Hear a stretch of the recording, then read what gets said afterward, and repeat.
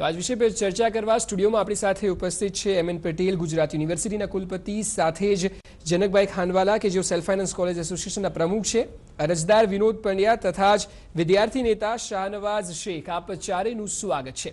पटेल साहब, સૌથી પહેલા આપને પૂછવા માંગીશ કે આપ એ જણાવો કે પર્સન્ટાઇલ રેન્કથી એડમિશન કેમ? કારણ કે સૌથી મૂળભૂત પ્રશ્ન જ આ છે। ઘણા વર્ષથી હું એડમિશન પ્રક્રિયા સાથે જોડાયેલો હતો। મેમ્બર સેક્રેટરી તરીકે હું સેવા આપતો હતો। પ્રશ્ન એ આવ્યો કે જુદા જુદા 5 બોર્ડ આવ્યા અને 5 બોર્ડની અંદર ઘણા બધા વિદ્યાર્થીઓને સાથે સમાવેશ કરવો હોય તો કોઈ એક નવી પદ્ધતિ શોધવી પડે। 2 વર્ષ પહેલાં સુધી તો અમે પ્રો રેટા ઉપર એટલે કઈ બોર્ડના કેટલા વિદ્યાર્થીઓ આમાં એપિયર થયા છે એને પ્રો રેટા ઉપર એમની સીટ અમે ફાળવી દેતા હતા। ત્યાં સુધી તો ક્યારેય પ્રશ્ન આવ્યો નહોતો, પણ પ્રશ્ન એક જ આવતો હતો, ખાસ કરીને સેન્ટ્રલ બોર્ડના વિદ્યાર્થીઓ, કે જે પ્રો રેટામાં એમની 5, 6 કે 7% depends upon the number of student pass particular year, એને વહેંચણી કરી પછી જે સીટ આવે એમાં આપણે જાણીએ છીએ કે અત્યારે કોલેજની સંખ્યા તો 120 ઉપર ગઈ છે, એ વખતે પણ 100 જેટલી કોલેજો હતી। તો એ કઈ કોલેજમાં ફાળવવા, પછી જુદી જુદી 38 બ્રાન્ચ છે તો કઈ બ્રાન્ચમાં ફાળવવા, પછી એનાથી આગળ જઈએ તો રિઝર્વેશનની પોલિસી કે 7% એસસી, 15% એસટી, 27% એસસીબીસી। તો આ એક જે ડિસ્ટ્રીબ્યુશન કહેવાય એ ડિસ્ટ્રીબ્યુશનને લઈ જઈએ તો ફ્રેક્શનમાં આવતું હતું। ફ્રેક્શનમાં આવે એટલે એઝ અ હોલ આપણે નંબર સાચવવા પડે, પણ ફ્રેક્શનમાં જ્યારે આપણે એને ફાળવીએ ત્યારે મેન્યુઅલ એલોટમેન્ટ થતું હતું। એટલે કોઈ વિદ્યાર્થીને ધારો કે એલડીમાં સીટ મળે છે, એલડીમાં અમે ફાળવી પણ એને રબરમાં જેવું છે ને અમે પ્લાસ્ટિકમાં ફાળવી છે, આવા ઘણા પ્રશ્નો આવતા હતા। એને નિવારી શકાય માટે બધા જ વિદ્યાર્થીઓને એક કોમન પ્લેટફોર્મ પર લાવવા માટે આ જે પદ્ધતિ છે એ વિચારવામાં આવી હતી, જે સામાન્ય રીતે એનઆઈટીઝના એડમિશનમાં વપરાય છે, કે ત્યાં જુદા જુદા કેટલાય સ્ટેટના બાળકો આવે એ બધાને સાથે રાખવા માટે આ લોકો પર્સન્ટાઇલ પદ્ધતિ લેતા હતા। એ પર્સન્ટાઇલ પદ્ધતિ અમે એડોપ્ટ કરી હતી। એક વસ્તુ હું કહી દઉં કે આ જે પદ્ધતિ છે એમાં વિદ્યાર્થીઓની સંખ્યા દરેક બોર્ડમાં અલગ અલગ હોવાના કારણે આપણે જે એમને પર્સન્ટાઇલ પર સાથે પોઝિશનમાં મૂકવા જઈએ છીએ ત્યાં ચોક્કસ એની વેરિએશન થોડું ઘણું આવે છે, પણ આ એક એપ્રોક્સિમેટ ફોર્મ્યુલા છે અને એપ્રોક્સિમેટ ફોર્મ્યુલાને બને ત્યાં સુધી એકચ્યુઅલ રિઝલ્ટની નજીક લાવે એવી ફોર્મ્યુલા સ્વીકારવાની વાત થઈ હતી। લાસ્ટ યર એને અમે નોર્મલાઇઝ કર્યું હતું, એનાથી તો લિટલ હેવોક જેવું થયું હતું, તો એને આપણે ડ્રોપ કરી અને જુદી જુદી પોસિબિલિટી એક્ઝામિન કરી અને એમાંથી કઈ સૌથી નજીક આવે છે એવી એક એપ્રોક્સિમેટ ફોર્મ્યુલા આપણે સ્વીકારી હતી, જે ચેલેન્જ થઈ અને આપણે ચુકાદો આવ્યો એ પણ આપણે જાણીએ છીએ। जी बिल्कुल। विनोदभाई, आपने पूछवा मांगीश कि जे रीते कुलपति पोतानो पक्ष राखी रह्या छे, आपे पीआईएल करी, पीआईएल करवा पाछळना आपना कारणो शुं हता?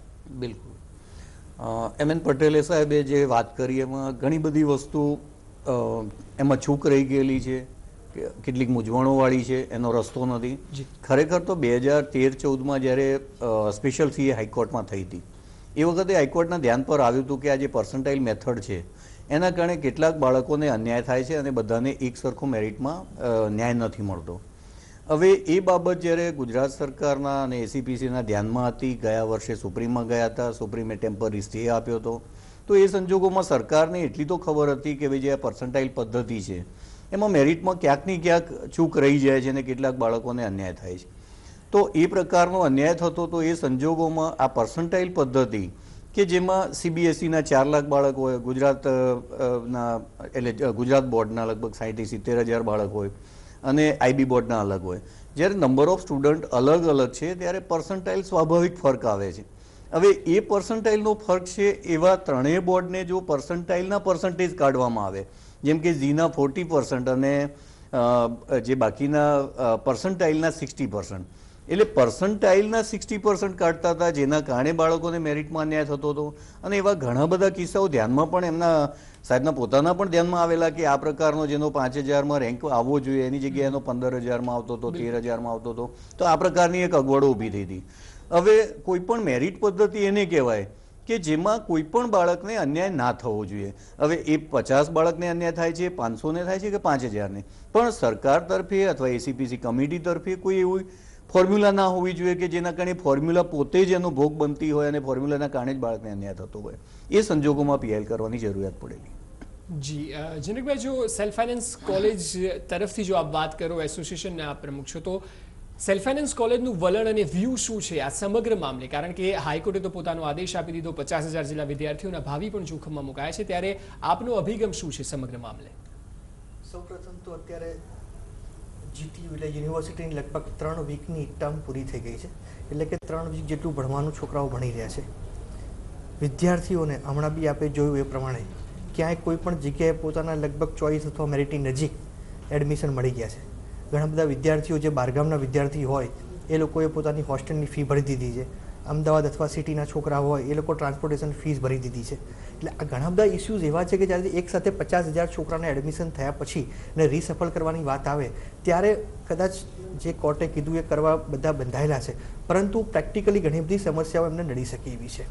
ઉપરાંત જ્યારે પર્સન્ટાઇલ બેઝની આપણે વાત કરીએ ત્યારે આખા ભારત દેશની જે પ્રતિષ્ઠિત સંસ્થાઓ NITs અને IITs છે એ તમામ સંસ્થાઓ રો પર્સન્ટાઇલ બેઝ ઉપર જ એડમિશન કરે છે. એટલે પર્સન્ટાઇલ બેઝ ઉપર એડમિશન કરવા માટે સરકારનો હેતુ સારો હતો કે દરેકે દરેક વિદ્યાર્થીને દરેક સીટ ઓફર થાય. પટેલ સાહેબે કીધું એ પ્રમાણે કે અમુક ચોક્કસ સીટો રબર, પ્લાસ્ટિક, કેમિકલ જેવી સીટો LDમાં બધાને જોઈતી હોય, પણ એ ટાઈમે એ સીટ ઓફર જ ના થઈ હોય તો એ વિદ્યાર્થીનો CBSE બોર્ડમાં પ્રથમ નંબર આવ્યો હોય તો પણ એ સીટ એને ના મળે. આવા બધા જે દૂષણો હતા થોડા ઘણા એ કાઢવા અને નિવારવા માટે પર્સન્ટાઇલ બેઝ પદ્ધતિનો એ લોકોએ ઉપયોગ કર્યો હતો કે એમને એક જ પ્લેટફોર્મ ઉપર લાવી શકાય. હવે એસોસિએશન વતી હું સરકારને અપીલ કરું કે ભાઈ વિદ્યાર્થીઓને જે કંઈ પણ એડમિશન થયા છે એ યથાવત રહે એ હેતુથી સરકાર પોતે આ ચુકાદા સામે સ્ટે મેળવવા માટે સુપ્રીમમાં અપીલ દાખલ કરે. જી, સાથે જ શાહનવાઝજી આપને પૂછવા માંગી છે કે યુવા વિદ્યાર્થી નેતા તરીકે, કારણ કે આપ વિદ્યાર્થીઓનો અવાજ રિપ્રેઝન્ટ કરતા હોવ છો, ત્યારે આપને આ મુદ્દે શું લાગી રહ્યું છે? કારણ કે જે રીતે આંકડાઓ બહાર આવી રહ્યા છે, હજારોની સંખ્યામાં વિદ્યાર્થીઓ પોતાની કોલેજ ફીસ ભરી દીધી છે, હોસ્ટેલ ફીસ ભરી દીધી છે, ત્યારબાદ તો વિદ્યાર્થીઓના ભાવિને લઈને પણ પ્રશ્નો ઊભા થાય છે. તો ખાસ કરીને સરકારનો જે અભિગમ, જે સરકારનો આ સમગ્ર પ્રકરણમાં જે આખી જે વ્યવસ્થા છે એડમિશન પ્રોસેસની હોય કે એજ્યુકેશન પોલિસીને લઈને, એમાં કોઈ પણ જગ્યાએ ટેબલ ટોક કે કોઈ પણ જગ્યાએ પોલિસીની ચર્ચા કોઈ જગ્યાએ કશું નહીં. ફક્ત ને ફક્ત એક તુગલકી ફરમાનની જેમ સરકાર વિદ્યાર્થીઓના ભાવિ સાથે ખેલવા માટે કોઈ પણ નિર્ણય લેતા હોય છે. આ જે ટેકનિકલ બાબતો કોર્ટના માધ્યમથી આપણી વચ્ચે જે મૂકવામાં આવી છે કે આપણા જે પણ વિશેષજ્ઞોએ આપણી સામે મૂકી છે, એ બધી બાબતો પહેલાં પણ ચર્ચા થઈ શકતી હોય. તો ભૂતકાળમાં તમે કોર્ટમાંથી સ્ટે લઈ આવ્યા, તમને પણ ત્યારે ખબર હોત કે પર્સન્ટાઇલ અને પર્સન્ટેજનું જે કમ્યુનિકેશન ગેપ છે વિદ્યાર્થીઓને નથી અત્યાર સુધી સમજાયું, વાલીઓને નથી સમજાયું, અને ટેકનોક્રેટ જે લોકો છે એ લોકો સમજી શક્યા છે ફક્ત. તો આપણા જે ગુજરાતના જે વિદ્યાર્થીઓ છે એમને અન્યાય ના થાય, અને એમની જે માનસિકતા અને ગામડામાં જે વિદ્યાર્થીઓ ભણતા હોય એ લોકોનું આખું જે એ ફેમિલિયર નથી થયા અત્યારે જે પણ વસ્તુ હતી. અત્યારે GTUની જે સ્થાપના થઈ છે કેટલા વર્ષ થયા છે, આખું જે ગુજરાત ટેકનિકલ યુનિવર્સિટીનું એડમિનિસ્ટ્રેશન સ્ટાફ, ટીચિંગ સ્ટાફ અને આખું જે ઇન્ફ્રાસ્ટ્રક્ચર ઊભું થવું જોઈએ એના ઉપર સરકારે કોઈ ધ્યાન જ નથી આપવું. ACPC કમિટી બનાવી અને ત્યાંથી પ્રવેશ કાર્યવાહી કે કોઈ પણ નિર્ણયો ત્યાંથી લેવામાં આવતા હોય, એટલે આખું ઇન્ફ્રાસ્ટ્રક્ચર ઊભું કરી જે પણ સરકારે આમાં હસ્તક્ષેપ કરવું જોઈએ. શિક્ષણ મંત્રી અને જે લોકો જવાબદાર છે, લોકો 50,000 વિદ્યાર્થીઓનો ભાવિનો સવાલ છે. જે રીતે તમે કીધું કે જે લોકો હોસ્ટેલ ફી ભરી દીધી છે, ટ્રાન્સપોર્ટેશનનું ચાર્જ એ લોકોએ ચૂકવી દીધું હોય, અને જે ખર્ચાઓ એડમિશન પ્રોસેસથી લઈને અત્યાર સુધીમાં જે વિદ્યાર્થીઓ કર્યા છે એ કોણ આપશે? એ સરકાર આ ચૂકવશે એમને. એટલે આ બધા મુદ્દાઓ ઉપર મારી તો એ માંગણી છે, અમે વિદ્યાર્થી સંગઠન તરફથી સરકારને પણ રજૂઆત કરીશું, જરૂર પડશે તો આંદોલન પણ કરીશું. પણ અત્યારે હાલ પૂરતું જો સુપ્રીમ કોર્ટ સ્ટે આપે અને આ પ્રોસેસને આ બહુ ગંભીરતાથી લઈને આના ઉપર ટેબલ ટોક કરી ડિસ્કશન, નિષ્ણાંતોનો મત લઈને આનું નિવારણ કરવાની જરૂર છે. જી બિલકુલ, આ તમામે આ પગલાં છે જેના પર હવે સરકારનું વલણ શું રહે છે એ જોવું પણ આગામી સમયમાં ખૂબ જ મહત્વનું રહેશે. તો વચ્ચેનો કોઈ રસ્તો નીકળી શકે કે નહીં એ વિષય પર પણ આગળ ચર્ચા કરીશું. પહેલા હાલ લઈશું એક બ્રેક.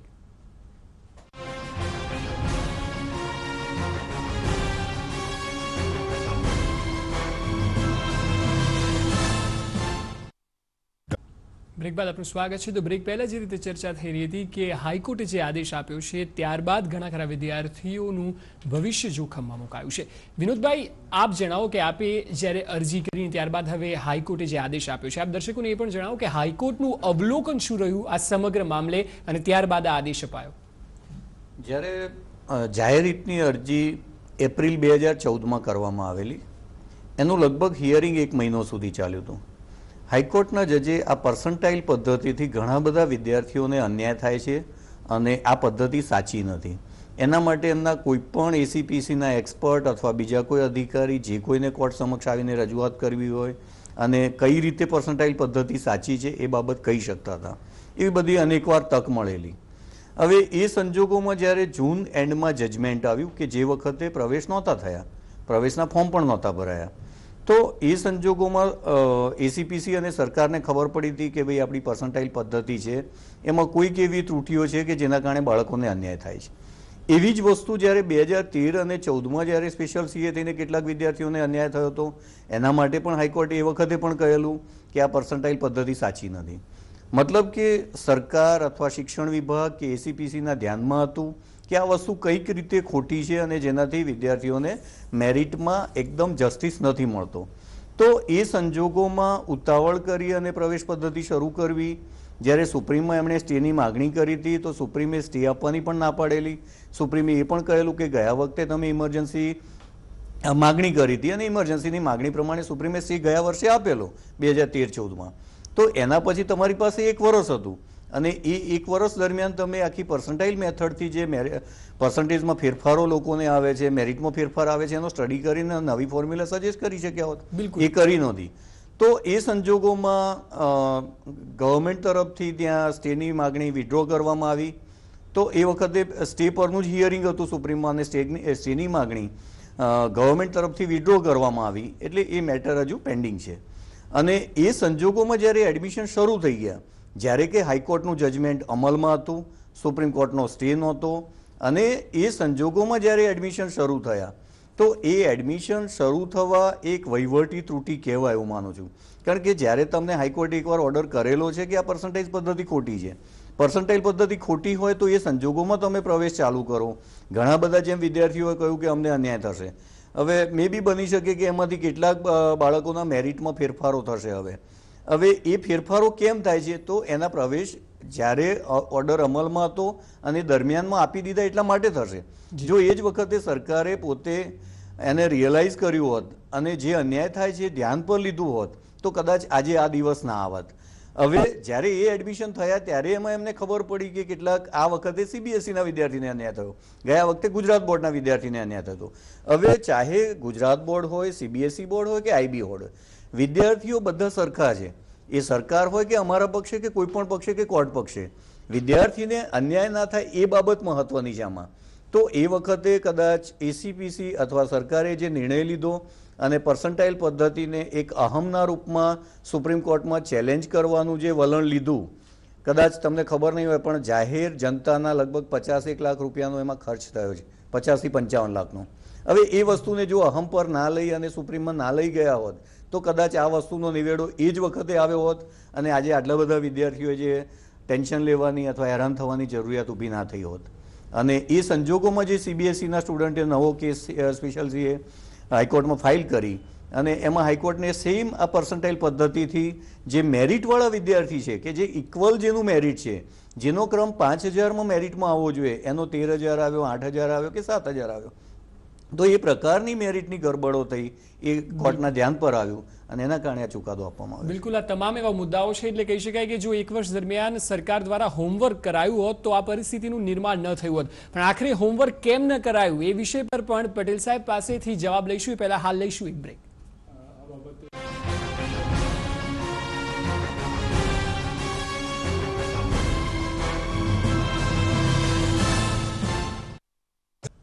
બ્રેક બાદ આપનું સ્વાગત છે. તો બ્રેક પહેલા જે રીતે ચર્ચા થઈને ત્યારબાદ અરજદાર વિનોદભાઈએ જે રીતે જણાવ્યું કે 1 વર્ષ સુધી જો હોમવર્ક કરાયું હોત તો કદાચ આ પરિસ્થિતિનું નિર્માણ ન થયું હોત. પટેલ સાહેબ, આપ જણાવો કે જે રીતે એ અરજદાર તરીકે જણાવી રહ્યા છે કે ગત વર્ષે આ થયું અને સ્ટે આપવામાં આવ્યો, ત્યારે જો 12 મહિના દરમિયાન યુનિવર્સિટી દ્વારા કે રાજ્ય સરકાર દ્વારા, સત્તાધીશો દ્વારા જો યોગ્ય પ્રકારે હોમવર્ક થયું હોત તો આ પરિસ્થિતિનું નિર્માણ ન થયું હોત.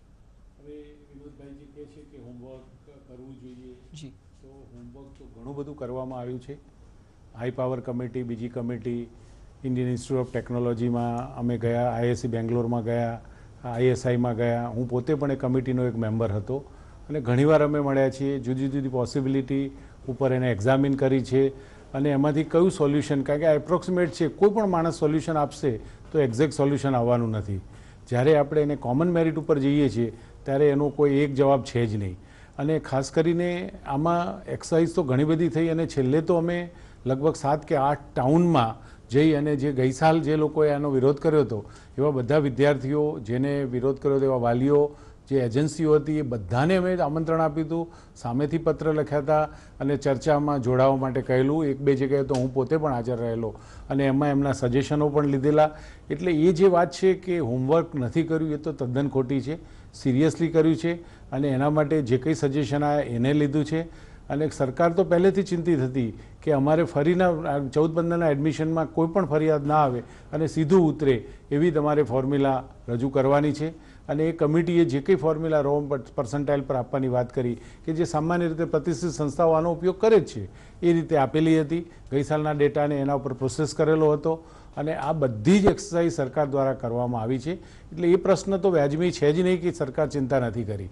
સરકારે પૂર્ણ ચિંતા કરી છે અને હવે તો સરકાર ત્યાં સુધી કહે છે કે જેના પાસે આ ફોર્મ્યુલા હોય એ આપો. હવે વાત એમ છે કે ધારો કે આજે 20-25 છોકરાઓએ ચેલેન્જ કર્યું કારણ કે ફંડામેન્ટલ રાઇટ છે એટલે, પણ જે ચુકાદો નામદાર હાઈકોર્ટે આપણને આપ્યો હતો એ કદાચ અમલ કર્યો હોય સુપ્રીમમાં ગયા સિવાય તો હું માનું છું કે કદાચ થાઉઝન્ડ્સ ઓફ સ્ટુડન્ટ એની સામે કોર્ટમાં ગયા હોત એવું મારું એક તજજ્ઞ તરીકે માનવું છે. જી જનકભાઈ, આપણે પૂછવા માંગીશ કે જે રીતે પટેલ સાહેબ જણાવી રહ્યા છે તે મુજબ કે હોમવર્ક તો કરવામાં આવ્યું, પરંતુ ગત વર્ષની વાત કરો કે આ વર્ષની વાત કરો, પર્સન્ટાઇલ રેન્કથી જ પરિસ્થિતિ એની જ રહી, એડમિશન પણ એ જ પ્રકારે આપવામાં આવ્યું. આપને લાગી રહ્યું છે કે આ પરિસ્થિતિનું હવે આજના દિવસે કોઈ સોલ્યુશન છે? આમાં રસ્તો શું નીકળી શકે? સૌપ્રથમ તો તમામ વિદ્યાર્થીઓને હું એક સંદેશો આપવા માંગુ છું કે સ્ટુડન્ટ ડોન્ટ ગેટ પેનિક. જે કંઈ પણ સરકાર જે કંઈ પણ ડિસિઝન લેશે એ વિદ્યાર્થીઓના હિતમાં જ હશે એવી અમને અપેક્ષા છે.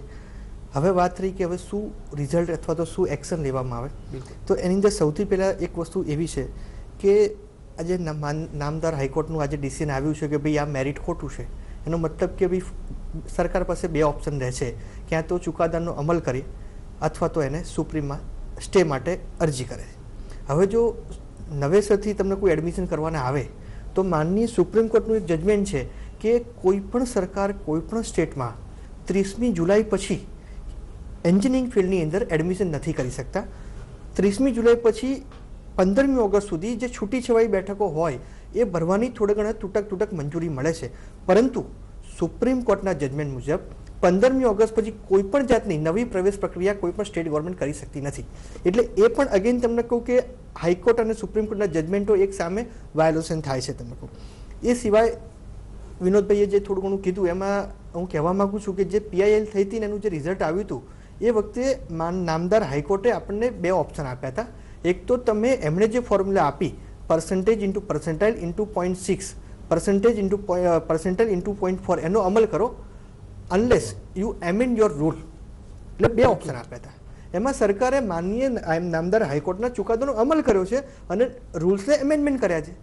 એટલે નિયમોમાં સુધારો કરી અને ત્યારબાદ જ તમામ પ્રોસિજર, એક અહીંયા વસ્તુ ખાસ અગત્યની કહેવી છે કે તમામ પ્રોસિજર ની શરૂઆત એ નિયમોમાં સુધારો કર્યા પછી જ થઈ છે. કારણ કે રૂલ્સમાં એમેન્ડમેન્ટ કર્યું, ત્યારબાદ મેરિટ બનાવ્યું, ત્યારબાદ ચોઇસ ફિલિંગ થઈ અને ત્યારબાદ જ એડમિશનનું એલોટમેન્ટ થયું છે. એટલે ગેમ સ્ટાર્ટ થયા પછી પણ રૂલ નથી બદલાયા, પરંતુ જે રિઝલ્ટ છે એ આપણી સામે છે. બીજી વસ્તુ એવી છે કે percentile is a bigger word. પર્સન્ટાઇલની અંદર જ પર્સન્ટેજનો સમાવેશ થઈ જ જાય છે. એટલે જે રો પર્સન્ટેજ બેઝ ઉપર આપણે એડમિશન આપવાની વાત છે એની અંદર પર્સન્ટાઇલનો એની અંદર સમાવેશ થઈ જ ગયેલો છે. એટલે આ વસ્તુની અંદર એવું છે કે જેટલું સમય બગડે છે એટલો વિદ્યાર્થીઓનો ભણવાનો સમય બગડે છે. એટલે મારી ખાસ સરકારને પણ અપીલ છે કે આમાં કોઈક એવો વચ્ચેનો રસ્તો કાઢીએ કે જેનાથી વિદ્યાર્થીઓનું ભણવાનું ના બગડે અને શક્ય હોય એટલી કોલેજો ચાલુ થઈ શકે. જી બિલકુલ, વચ્ચેનો રસ્તો કાઢવો એ કદાચ સમયની માંગ છે, પરંતુ આ વિષય પર એક વિદ્યાર્થી નેતા તરીકે શાહનવાજીનું શું માનવું છે એમની પણ પ્રતિક્રિયા લઈશું. એ પહેલા હાલ લઈશું એક બ્રેક.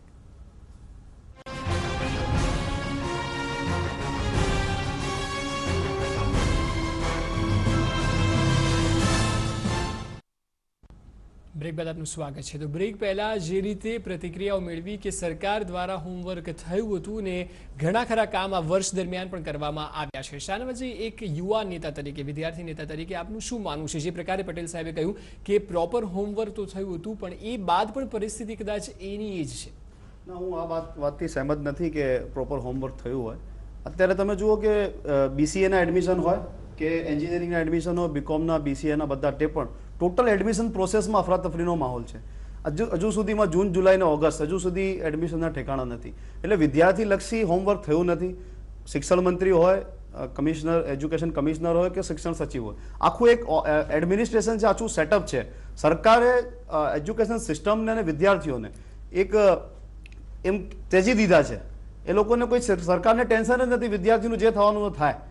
એટલે વિદ્યાર્થી અત્યારે એવી મૂંઝવણમાં છે કે એને ક્યાં જવું. એટલે સરકારે હોમવર્ક કર્યું નથી, અને આ હોમવર્ક નથી કર્યું એના કારણે અને કેમ કોર્ટ પાસે જવું. કોર્ટ પાસે બીજા ઘણા બધા કેસીસ છે, હાઈકોર્ટ હોય કે સુપ્રીમ કોર્ટ હોય, એ લોકો પાસે ઘણું બધું કામ છે, એની પાસે સમય નથી. આખી તમારી પાસે વ્યવસ્થા છે સરકારની, કેમ કોર્ટમાં જવું પડે કોઈ પણ મુદ્દા ઉપર? આ વિદ્યાર્થીની લડાઈ માટે કોર્ટમાં જવું પડે, અને જો ફરીથી અન્યાય થાય તો ફરીથી કોર્ટમાં જવાનું. એટલે આપણે એક એવો દાખલો બેસાડીએ અને સરકારનું સેટઅપ, સરકાર થોડી ગંભીર થાય.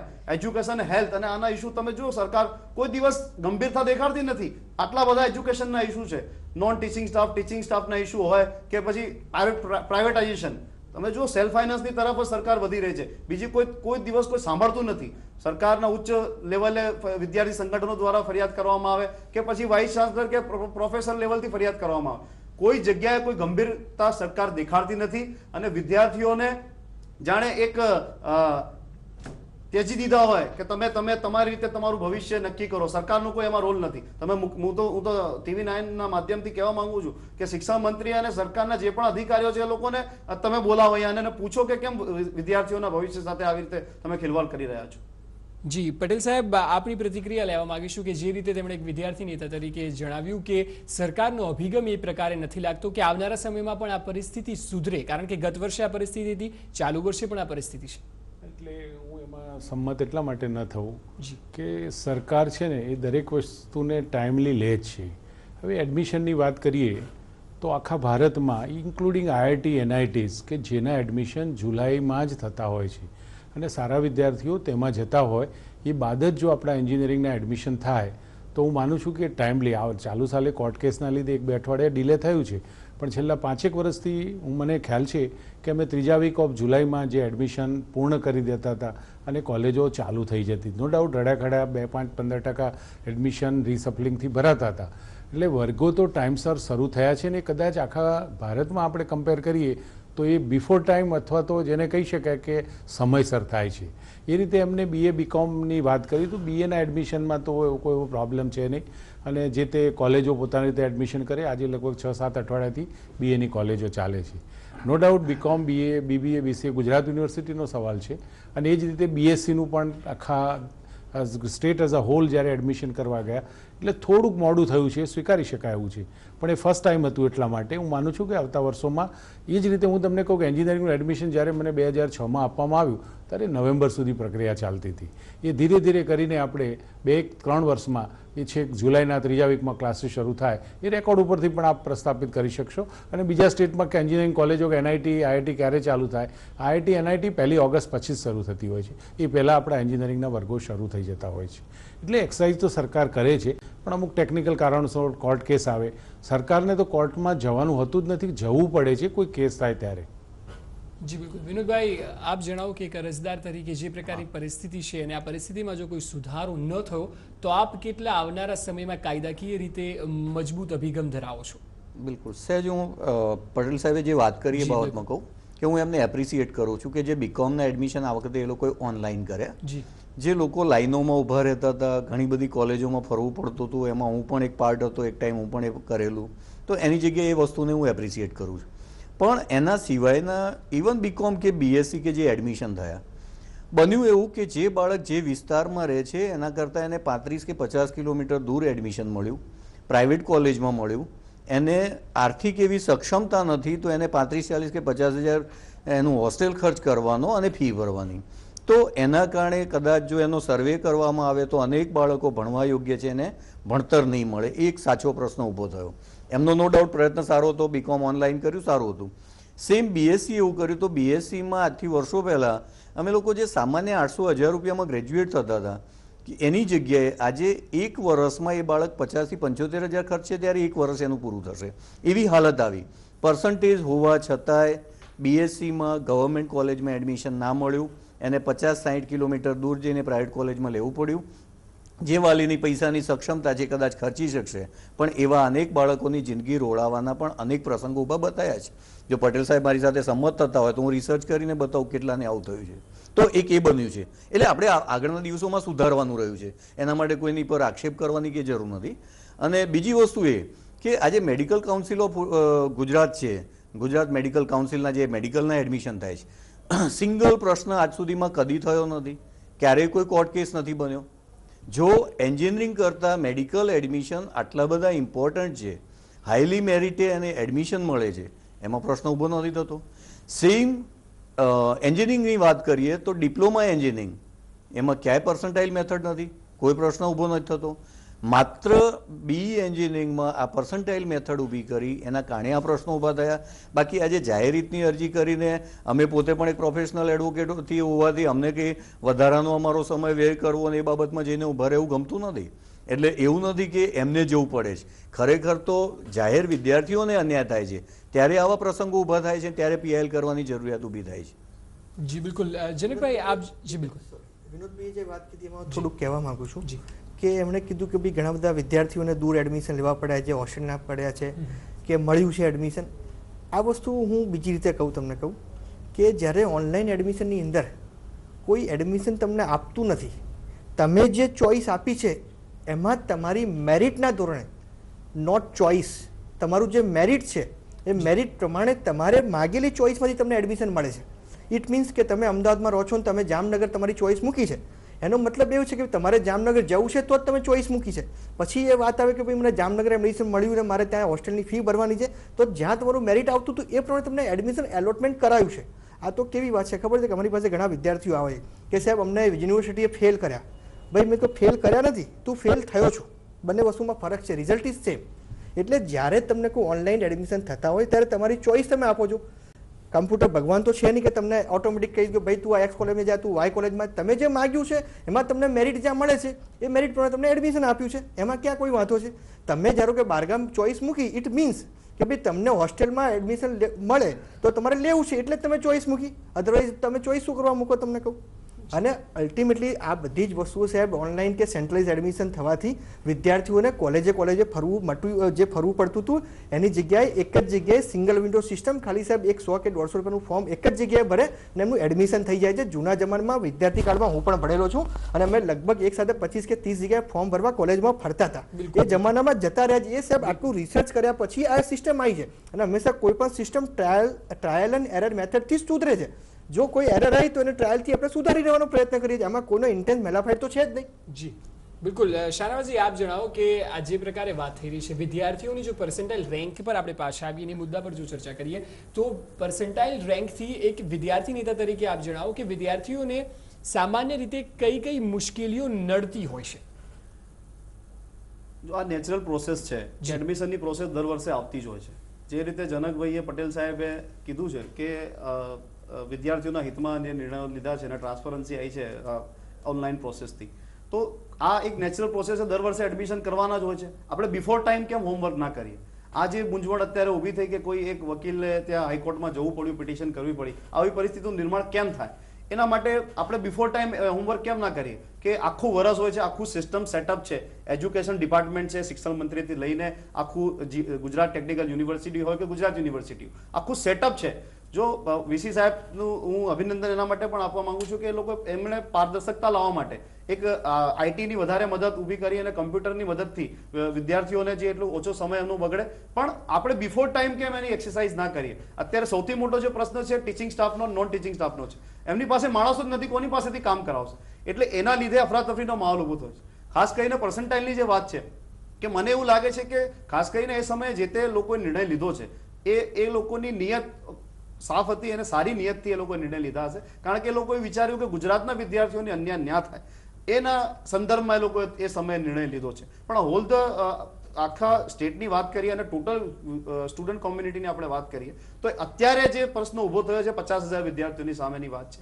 એટલે મારી પણ આ રજૂઆત છે સરકાર ટીવીના માધ્યમથી કે સુપ્રીમ કોર્ટ આના ઉપર અત્યારે હાલ પૂરતું સ્ટે આપે અને તાત્કાલિક આના ઉપર જે આવતા વર્ષે આપણને તકલીફ ના પડે એના માટે તાત્કાલિક જે પણ ટેકનોક્રેટ લોકોને આમાં મિટિંગ કરી અને એના ઉપર નિર્ણય લેવું જોઈએ. પટેલ સાહેબ, આપ જણાવો, કારણ કે આપ જે કહેશો એ ખૂબ જ મહત્વનું છે આ મુદ્દે, કે જો ફરીવાર સ્ટે આપીને જે સમય મળે છે આપને 12 મહિનાનો, ફરી એકવાર જ્યારે એડમિશન પ્રોસેસ શરૂ થાય પહેલા, તો હવે કયા કયા પગલાં લેવાશે જેથી કરીને આવનારા વર્ષે જ્યારે એડમિશન લેવાય ત્યારે ભૂતકાળમાં થયેલા 2 વર્ષ જેવી પરિસ્થિતિ ન સર્જાય? આપને શું લાગી રહ્યું છે? આ વર્ષે પણ સરકાર તો જેટલી વાર ડાયલોગ કર્યા ત્યારે ઓપન જ હતી. એવી ફોર્મ્યુલા આપો કે જે બધાને સર્વસ્વીકૃત હોય, એ સરકારની વાત હતી. એમ ઇવન ધારો કે કોઈ પણ ફોર્મ્યુલા કોર્ટે આપણને સજેસ્ટ કરે કે કોઈ આપણામાં બેઠેલા એક્સપર્ટ આપે, તો હું મારા અનુભવના આધારે કહું છું કે ચોક્કસ ચેલેન્જ થવાની છે. કારણ કે આપણે જે છે એ જુદા જુદા લોટને સાથે લાવવા લઈ જઈએ છીએ. એટલે કયા એંગલથી તમે જુઓ છો એ એંગલથી એમાં ચોક્કસ ડિફરન્સ આવે છે, એ આપણે સ્વીકારીએ છીએ. પણ જ્યારે આજે આટલી બધી સીટો ઉપલબ્ધ હોય અને ટોપ કોલેજો પણ આપણે એક ગણી ગાંઠી હતી, અત્યારે મેડિકલમાં પ્રશ્ન નથી આવતો એવી એમને વાત કરી. હું એટલા માટે એમની સાથે થોડો અસંમત થાઉં કે મેડિકલમાં સીટો કેટલી, અને એ પણ ઓફલાઈન કરે છે 1 to 1. એ આ એન્જિનિયરિંગમાં પહેલાં થતું જ હતું, પણ જ્યારે આજે 70-72 હજાર જેટલી આપણી સીટ ઉપલબ્ધ થઈ, ભલે એમાં 20-22 હજાર ખાલી રહી છે આ વખતે, તો આટલી બધી સીટો ખાલી રહેતી હોય ત્યારે કોઈ એક સીટ માટે મારામારી જેવું હોતું નથી. દરેક કોલેજોમાં એક બ્રાન્ચમાં 100-200 જેવી સીટ થઈ ગઈ છે.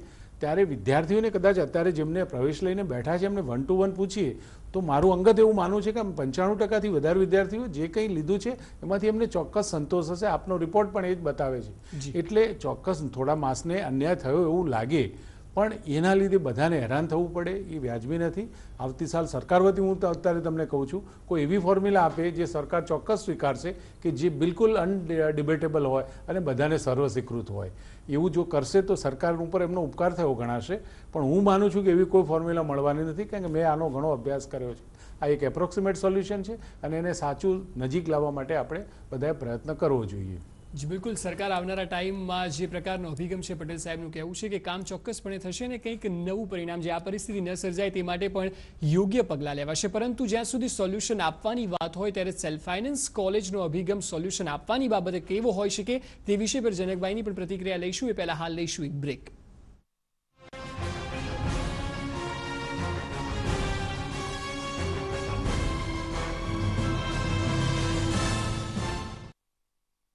બ્રેક બાદ આપનું સ્વાગત છે. તો બ્રેક પહેલા જે રીતે ચર્ચા થઈ અને ત્યારબાદ પટેલ સાહેબે કહ્યું કે જે પ્રકારના સોલ્યુશન લોકો તરફથી પણ આવકારવામાં આવશે કે આ પરિસ્થિતિને ટાળી શકાય આવનારા વર્ષોમાં. જનકભાઈ, આપ જણાવો, સેલ્ફ ફાઇનાન્સ કોલેજનો અભિગમ જ્યાં સુધી સોલ્યુશન આપવાની વાત હોય, જે પરિસ્થિતિ સર્જાય છે, આપને શું લાગી રહ્યું છે કે સંભવિત સોલ્યુશન આ પરિસ્થિતિનું શું હોઈ શકે? જ્યાં સુધી સેલ્ફ ફાઇનાન્સ કોલેજ એસોસિએશન કે કોલેજની વાત છે ત્યાં સુધી હંમેશા જ્યારે બી વિદ્યાર્થીઓના હિત માટે સરકારે એમને ઇન્વાઇટ કર્યા છે ત્યારે હંમેશા અમે ત્યાં જે જગ્યાએ ઉપસ્થિત રહી અને જે કંઈ પણ સારું સોલ્યુશન નીકળી શકે એના અમે ઇનપુટ આપેલા છે. દાખલા તરીકે જ્યારે પટેલ સાહેબ હમણાં કીધું કે ગયા વર્ષે આ પરિસ્થિતિનું નિર્માણ થયા બાદ આખા વર્ષ દરમિયાન સરકારે અલગ અલગ રીતે અલગ અલગ વસ્તુને એક્સરસાઇઝ કરી. સરકારે દરેક સ્ટેક હોલ્ડર એટલે કે જેને આ વસ્તુ લાગુ પડે છે, વિદ્યાર્થી, સંસ્થાઓ, પ્રોફેસર કે જે લોકો આ બધાની સાથે સંકળાયેલા છે, એ બધાને અલગ અલગ આખા ગુજરાતમાં એવું પણ નથી કર્યું કે ચલો એક જ મિટિંગ બોલીને એક જ જગ્યાએ બધાને બોલે, એવું પણ નથી કર્યું. તમામ અલગ અલગ ઝોનમાં અલગ અલગ જગ્યાએ બધાને બોલાવી અને બધાને સાંભળ્યા છે. સ્કૂલના બાળકોને બોલાયા છે, કોલેજના એસોસિએશનને બોલાવ્યા છે, કોલેજના સંચાલકો બોલાવ્યા છે અને એ લોકોએ જે કંઈ પણ એમના સૂચનો કર્યા, સજેશન કર્યા, એની ઉપર એમણે પોતાના ISI એટલે ઇન્ડિયન સ્ટેટિસ્ટિકલ ઇન્સ્ટિટ્યૂટના એક્સપર્ટનો ઓપિનિયન લઈને ત્યારબાદ કંઈક આ બધી ફોર્મ્યુલાનો અમલ કર્યો છે. તમને કહું એમ એ દરમિયાન શું થયું એ આપને કહું કે લાસ્ટ ટાઈમની ફોર્મ્યુલા અને આ ફોર્મ્યુલામાં એક મોટો તફાવત છે કે લાસ્ટ ટાઈમ સૌથી મોટો નેગેટિવ પોઈન્ટ એવો હતો કે દરેક વિદ્યાર્થી પોતે જાતે મેરિટમાં કેલ્ક્યુલેટ નહોતો કરી શકતો. એટલે ઘણી બધી કન્ફ્યુઝન જે ગઈ વખતે ઊભી થઈ એનું મેઇન કારણ આ હતું. આ આખા વર્ષમાં સરકારે જે કંઈ બી એક્સરસાઇઝ કરી એના પછી આ ફોર્મ્યુલા જે મૂકી એમાં સૌથી મોટો ફાયદો એક જ હતો કે દરેક વિદ્યાર્થી પોતાના મેરિટ માર્ક ટ્રાન્સપરન્ટલી પોતાની જાતે કેલ્ક્યુલેટરના ઉપયોગ કર્યા વગર પણ એ પોતાના મેરિટમાં ગણી શકે. એ આ આખા વર્ષ દરમિયાન જે એક્સરસાઇઝ કર્યું એનું એક સૌથી મોટી ફળ છે. તમને કહું બીજી વસ્તુ આપણે કીધું કે ભાઈ સેલ્ફ ફાઇનાન્સ કોલેજના એસોસિએશન તરફથી અમારી સરકાર તરફ થોડીક એ પ્રકારની અપીલ છે કે જ્યારે કે પટેલ સાહેબ હમણાં ફિગર આપી કે 20,000 જેટલા વિદ્યાર્થીઓની સીટો અત્યારે ખાલી છે, એટલે કહેવાનો મતલબ કે અત્યારે એવું ટાઈટ ટુ ટાઈટ પોઝિશન નથી એમ. તો એવા સંજોગોની અંદર બહારના વિદ્યાર્થીઓ પણ અહીંયા આવે તો એ પણ બહારના વિદ્યાર્થીઓ, ગુજરાત બહારના વિદ્યાર્થીઓ છે, એ પણ આપણા દેશના નાગરિક જ છે. એટલે ગુજરાતના રાજ્યના છોકરાઓને એડમિશન આપ્યા બાદ જે કંઈ પણ વધારાની સીટો વધે છે એને વેસ્ટ કરવી, ગટરમાં ફેંકી દેવી, એની જગ્યાએ નોન જી અથવા તો MBA MCA માટે નોન સિમેટના વિદ્યાર્થીઓ દ્વારા એ સીટો જો ભરવામાં આવે અને એમાં પણ અમે સરકારના જે કંઈ બી એલિજિબિલિટી ક્રાઇટેરિયા છે કે 45% અથવા તો 50% એનો પણ ખ્યાલ રાખીને, એટલે without diluting the eligibility criteria, જે વિદ્યાર્થીઓએ તમને કહું જીની એક્ઝામ ના આપી હોય કોઈ પણ કારણસર અથવા તો સિમેટની એક્ઝામ MBA MCA માટે ના આપી હોય એવા વિદ્યાર્થીઓને ખાલી પડેલી સીટો ઉપર પણ જો સમાવેશ કરી શકાય તો એ વિદ્યાર્થીઓ માટે ફાયદાકારક રહેશે. અન્યથા એ સીટો વ્યર્થ જશે. That seat will remain vacant. બિલકુલ. શાહનવાઝ આપ જણાવો, કારણ કે આપે સ્ટાફની અછતનો મુદ્દો આપની પ્રતિક્રિયામાં જણાવ્યો, તો એવું પણ છે કારણ કે જે પ્રકારના સમાચાર થોડા દિવસો પહેલા પણ હતા, કારણ કે પટેલ સાહેબ જ્યારથી આવ્યા ત્યારથી તેમણે એટેન્ડન્સ માટે પણ પેલું ઓટોમેટિક ઇલેક્ટ્રોનિક સિસ્ટમ લાવ્યા, કારણ કે રજિસ્ટરમાં એટેન્ડન્સથી ક્યાંક કોઈ જો શિફ્ટમાં ગફલત કરે તો ખબર નહોતી પડતી. તો સ્ટાફ પણ જે છે તે કદાચ તેમનો પણ અભિગમ બદલવાની જરૂર છે, જેના કારણે આ પ્રકારની પરિસ્થિતિ આવનારા વર્ષોમાં ના સર્જાય અને વિદ્યાર્થીઓના હિતમાં નિર્ણયો ઝડપથી લેવાય. બંને તરફથી કોર્ડિનેશનની જરૂર છે. સાહેબ અભિનંદનને પાત્ર છે કે એ સારા ટેકનોક્રેટ છે અને એકેડમિશિયન છે, અને એને ચિંતિત જ્યારે પણ વિદ્યાર્થીલક્ષી કોઈ પણ નિર્ણય લેવામાં આવતો હોય તો બહુ ચિંતિત અને બહુ પર્સનલ લઈને નિર્ણય લેતા હોય છે. એટલે એ એમને પણ, અને હું ટીવીના માધ્યમથી પણ સરકારને રજૂઆત કરું છું કે તાત્કાલિક આ યુનિવર્સિટીની કર્મચારીઓની અછત હોય કે ગ્રાન્ટેડ કોલેજોની વાત હોય, એ કર્મચારીઓને તમે વિચારો કે છેલ્લા 20 વર્ષથી ભરતી નથી થઈ.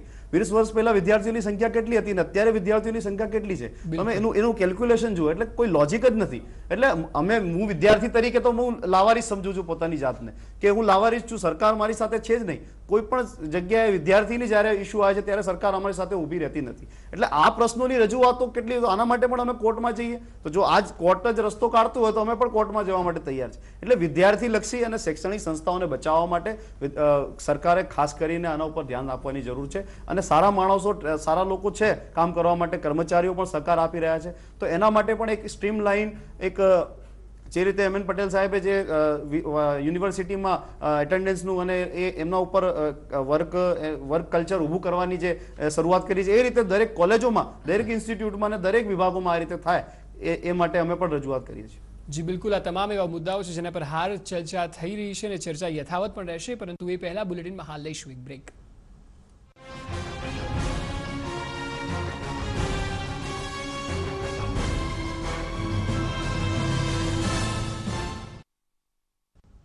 મારી બાદ આપનું સ્વાગત છે. તો બ્રેક પહેલા જે રીતે પોસિબલ સોલ્યુશનની વાત થઈ રહી હતી, વિનોદભાઈ, એક સામાન્ય માણસ તરીકે આપ જણાવો કે જ્યારે આપણે આ પરિસ્થિતિને આપ જોતા હોવ છો, એક એક્સપર્ટ તરીકેની, સામાન્ય માણસ તરીકે આપનું શું માનવું છે કે આ પરિસ્થિતિનું નિરાકરણ કઈ રીતે આવી શકે?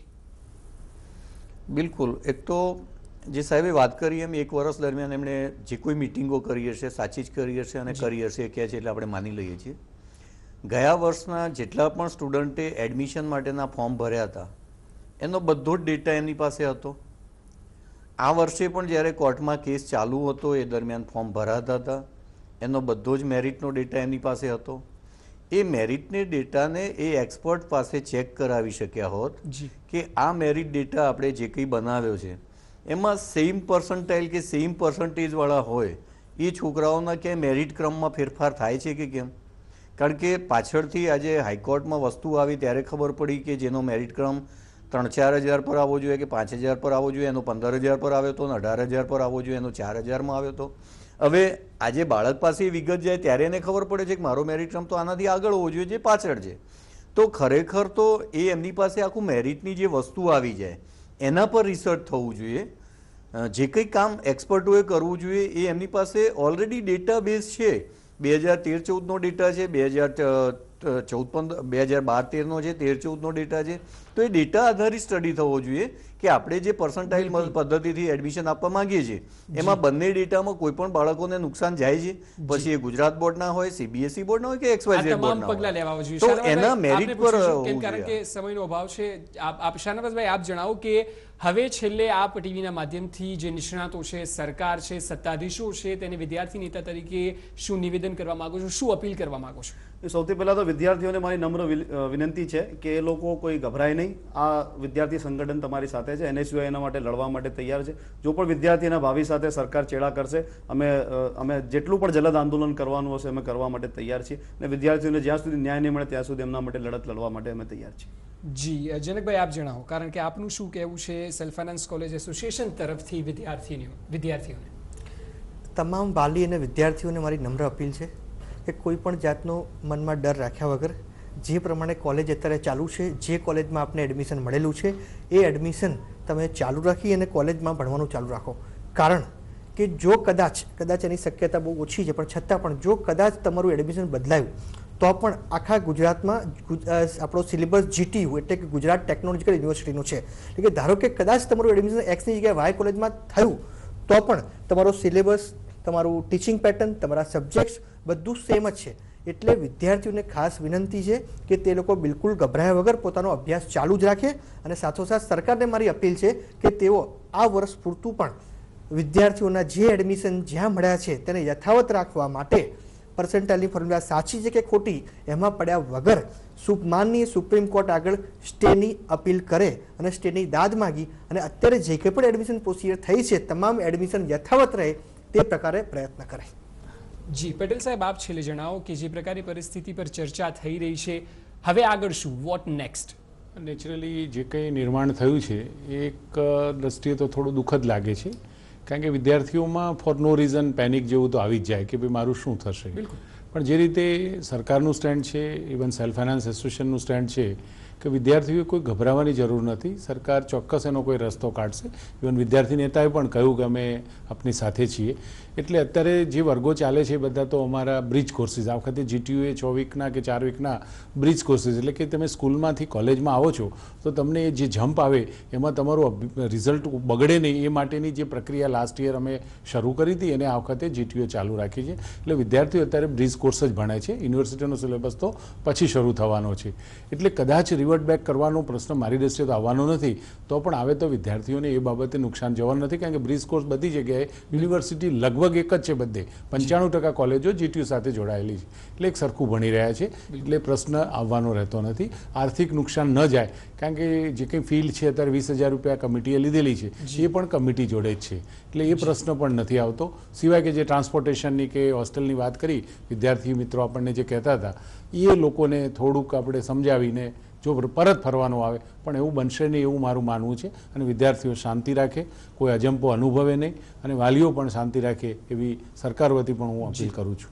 તો ખાસ કરીને જે રીતે કુલપતિ સાથે જનકભાઈ અને શાહનવાઝજી જણાવી રહ્યા છે તે રીતે વિદ્યાર્થીઓ મૂંઝાવાની જરૂર નથી, પરંતુ આશા રાખી કે આવનારા સમયમાં સરકારનો અભિગમ બદલાય અને પ્રોપર હોમવર્ક બાદ આવતા વર્ષે આ પરિસ્થિતિનું નિર્માણ ન થાય તે માટેના તમામ પગલાં લેવાય.